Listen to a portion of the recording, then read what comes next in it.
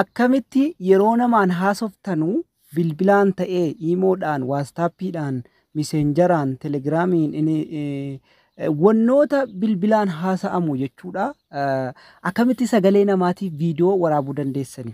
Amma dura aappii iskiriin rikaardarii kanaan hogga waraabdanuu viidiyoodhaaf ganamaan haasoftanuu viidiyoo isiniif waraaba sagalee hin waraabu jechuudha. Akkuma argitanii turtanii namoonni baay'eenis gaafii kanaa kaasaa jirtanii yaala irratti godheetiin hamma siistama isin ittiin waraabuu dandeessan qabadhee isiniif dhiyaadheetiin jira jechuudha.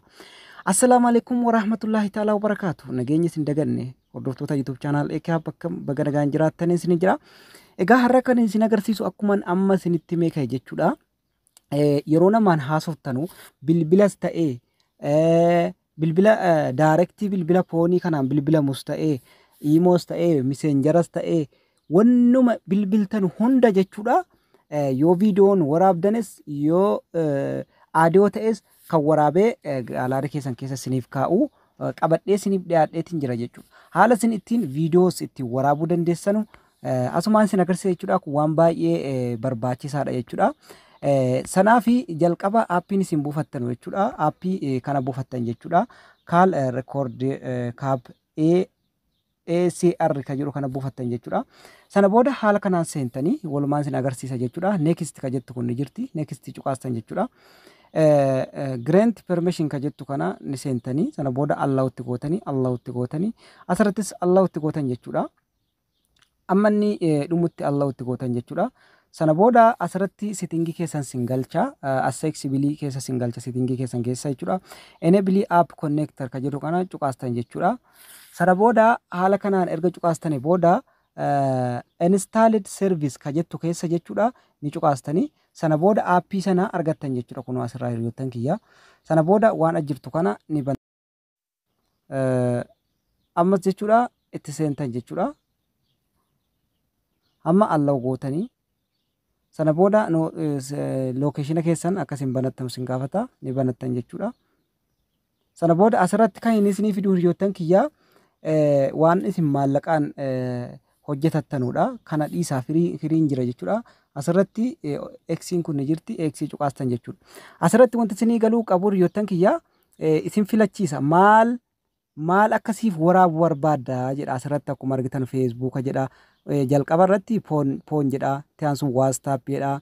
Bootiim jedha. Telegram jedha. Facebook jedha. Ka Facebook kana yoo cuqaastane miseenjara isiniif waraaba jechuudha. Imo jedha.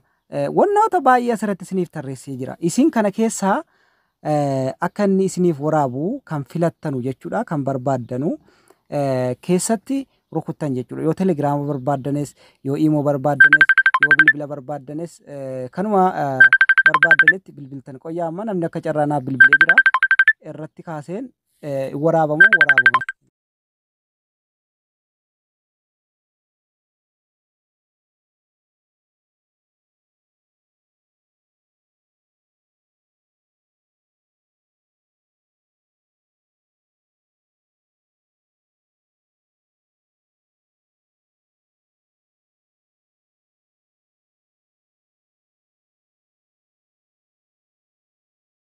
Kaleessaan dhagaa waraabeera moo hin waraabne dhandhee ilaallaa asumaan jechuudha. Akka carraa namni naaf bilbilee kunooti aappii suni keessan seenaa kunoo akkuma argitan naaf waraabee ka'e jechuudha. Qat godhee naaf waraabee ka'e miseenjara jechuudha. Akka carraa irra bu'e jechuudha. Hello. Laa argitanii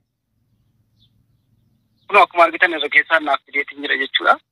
Hiriyoottan kiyya sagaleen kan isaan dhagahamne niitoorkii isaati. Sagaleen kiyya dhagahameera. Kunoo sagaleen kiyya dhagahameera. Yoo immoo shakkii kan qabaattan ta'e ammas silkiin tokko na bira jira. An silkii biraatti bilbilee sin agarsiisuuf an tureeyyuu kunoo silkiin kun na bira jira. Atti bilbileen sin dhagee iimoolleen akkuma kana gosuma barbaaddan akkuma bira jira. Silkiin kuni kunoo kaasa.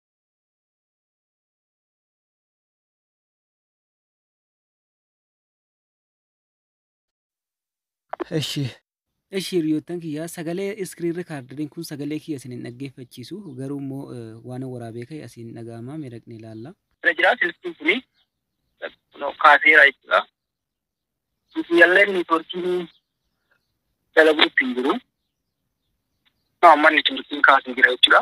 Sagaluma kiyya sagal bokkootu kun hamman mana geenyaan isin gahaa wayyaa amma asirrattis jechuudha sagaluma kiyyatu dhagahama silkisa kanarraayis maaliif anuma taasaa jira kanan sinin jechuu barbaada hiriyoottan kiyyaa iimoolleen akkuma sana jechuudha akkuma isin agarsiisee ka'eegaa wanti hundinuu jechuudha kanuma haala kanatti fayyadamuu dandeessanii viidiyoo immoo jechuudha haalli isin viidiyootti waraabdanu sagalee ogguma isin itti bilbiltanu ofumaa isaatii utuma isin hin kaasiniin utuma isin waan kana aappii sana si'a tokkichatti bantanii deemtanii isin inni bilbilattanii gaafa isin bilbilattanu inni ofumaan waraabee achi keessa hin cuftanus hin kaaftanus isin inuma bilbilattanii hogga isin bilbiltanii geessiftanii ofumaan cufa jechuudha.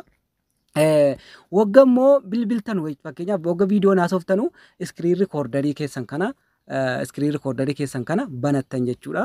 Fakkeenyaaf iskiriin rikoordariin kun asirra jirti as iskiriin rikoordarii kanuma fayyadamtan sana bantanii sana booda walqixa viidiyoonii fi aadiyoon dhaqee gaalaarii keessan keessa galaa jechuudha. Booda walirratti hiitan jechuudha bakka bakkaa fiddanee akka isiniin jechuudha siistama akkanaatu jira hiriyoottan kiyyaa wantoota akkanaa gaafatti yaaddan waan baay'ee irraa fayyadamuu dandeessanii kana jechuudha. Garuu immoo jechuudha an kunoo kana isiniif fideetiin jira jechuudha. Sirriitti isinii waraabuu danda'a viidiyoo sagalee kunoo akkanatti haala isin agarsiise kanaan walirra kaawwachuu dandeessanii hiriyoottan kiyyaa adda addaatti akkanatti waraabdan jechuudha.